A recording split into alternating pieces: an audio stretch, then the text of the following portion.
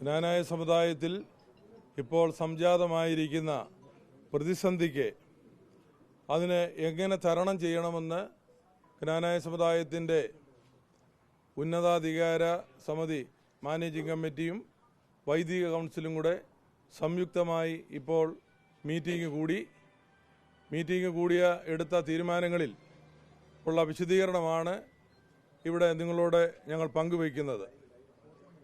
ജ്ഞാനായ സമുദായ മെത്രാപ്പോലീത്തായുടെ പേരിൽ പാത്രിക്കീസ് ബാവ നടപടിയെടുത്തു. ആ നടപടി എടുത്തതിന് ശേഷം ഒന്നുകൂടെ പുനർചിന്തിക്കണം എന്നുള്ള ജ്ഞാനായ കമ്മിറ്റിയുടെ ആവശ്യവും സമുദായ മെത്രാപ്പോലീത്തായ്ക്ക് എഴുതി കൊടുത്തു. സമുദായ മെത്രാപ്പോലീത്ത ഇന്നലെ വൈകിട്ട് അത് പാത്രിക്കീസ് ബാവായിക്ക് അയച്ചു. അതല്ലാതെ ജ്ഞാനായ സമുദായത്തിലെ 90% വൈദികരും ഒരു മെമ്മോറാണ്ടം ഉണ്ടാക്കി ഈ നടപടികൾ പിൻവലിക്കണം എന്ന് അതും ഇന്നലെ രാത്രിയിൽ ലെബനോനിലുള്ള ബാവായിക്ക് അയച്ചു കൊടുത്തു. അപ്പോൾ ഞങ്ങൾ അതിനുള്ള മറുപടി ഇന്ന് ഉച്ചയാകുമ്പോഴത്തേക്ക് ലഭിക്കും എന്നാണ് ഞങ്ങളെല്ലാവരും കരുതിയിരുന്നത്. എന്നാൽ ഉച്ചയായപ്പോൾ നിർഭാഗ്യമെന്ന് പറയട്ടെ, ലഭിച്ച മറുപടി സമുദായ മെത്രാപ്പോലീത്തായുടെ ചാർജ് ഒരു സഹായ മെത്രാച്ചന് കൊടുത്തെന്നാണ് പറയുന്നത്. ഞങ്ങളിങ്ങനെ അറിഞ്ഞു. സഹായ മെത്രാച്ചൻ അതിനെ ഭരണഘടന പ്രകാരം യാതൊരു അധികാരവും ഇല്ല, അങ്ങനെ കൊടുക്കുവാൻ സാധ്യമല്ല. അപ്പോൾ ഈ കാര്യങ്ങളെല്ലാം അതുപോലെ തന്നെ 2 സഹായ മെത്രാന്മാർ കോട്ടയം കോടതിയിൽ പോയി 21-ാം തീയതി നിയമാനുസരണം കൂടുന്ന ജ്ഞാനായ അസോസിയേഷൻ തടയണം എന്ന് പറഞ്ഞാണ് പോയത്. അവർ വെക്കേഷൻ കോടതിയിൽ പോയി, അവിടുന്ന് ഓർഡർ ലഭിച്ചില്ല. അത് കഴിഞ്ഞ് ഇപ്പോൾ ഇന്ന് ഓപ്പൺ ചെയ്ത കോടതിയിൽ പോയി, കോടതി ഇന്നും അതിന് സ്റ്റേ ലഭിച്ചില്ല. ആ കേസ് 20-ാം തീയതിത്തേക്ക്, ചൊവ്വാഴ്ചയാണ് അസോസിയേഷൻ, അടുത്ത 20-ാം തീയതിത്തേക്ക് മാറ്റി വച്ചിരിക്കുകയാണ്.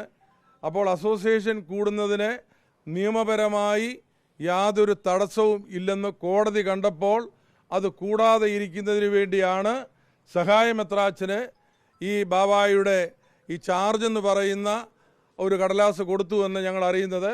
അത് ഞങ്ങൾ ഒരിക്കലും അംഗീകരിക്കുന്നില്ല എന്നുള്ളത് ആദ്യമായി പറയട്ടെ.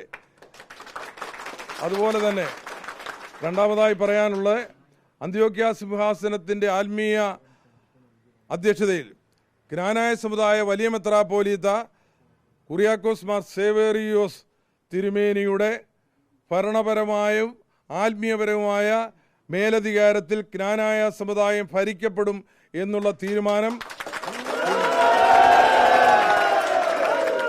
ജ്ഞാനായ കമ്മിറ്റിയും വൈദിക കൗൺസിലും സംയുക്തമായി തീരുമാനിച്ചു. അതുപോലെ അന്ത്യോക്യ പാത്രിക്കീസ് അയച്ച കൽപ്പനകളെല്ലാം ജ്ഞാനായ ഭരണഘടനയ്ക്ക് വിരുദ്ധമാണ്. ബഹുമാനപ്പെട്ട സുപ്രീം കോടതിയുടെ 1995-ലെയും 2017-ലെയും കോടതി വിധിയിൽ ഇത് വ്യക്തമാണ്. ജ്ഞാനായ സമുദായത്തിൻ്റെ ഭരണഘടന ബഹുമാനപ്പെട്ട സുപ്രീം കോടതി അംഗീകരിച്ചതാണ്. ആ വിധിക്കെതിരായാണ് പാത്രിക്കീസ് ബാവായുടെ കൽപ്പനകൾ ഇപ്പോൾ ജ്ഞാനായ സമുദായത്തിൽ വന്നുകൊണ്ടിരിക്കുന്നത്. 21-ാം തീയതി ജ്ഞാനായ അസോസിയേഷൻ നിയമപരമായി കൂടുകയാണ്. ആ അസോസിയേഷനിൽ ജ്ഞാനായ സമുദായത്തെ സംബന്ധിച്ച പല നിർണായക തീരുമാനങ്ങളും ഞങ്ങൾ എടുക്കുന്നതാണ്. സഹായ മെത്രാച്ചന് ചാർജ് കൊടുത്തു എന്ന് പറയുന്നത് ഭരണഘടനാ വിരുദ്ധമാണ്. അത് ഞങ്ങൾ ജ്ഞാനായ സമുദായം പുച്ഛിച്ച് തള്ളുന്നു, ഞങ്ങൾ അംഗീകരിക്കുന്നില്ല. ജ്ഞാനായ അസോസിയേഷന് മാത്രമേ സമുദായ മെത്രാപ്പോലീത്തായ്ക്കും സഹായ മെത്രാന്മാർക്കും അധികാര അവകാശങ്ങൾ കൊടുക്കുവാൻ അധികാരം ഉള്ളൂ. അതുപോലെ തന്നെ നമുക്കറിയാം, മലങ്കര സുറിയാനി സഭയുടെ ഭാഗമായിരുന്ന മർത്തോമാ സഭ ഇപ്പോൾ തനിയെ നിൽക്കുന്നു. അതെങ്ങനെയാണെന്ന് എല്ലാവരും മനസ്സിലാക്കണം.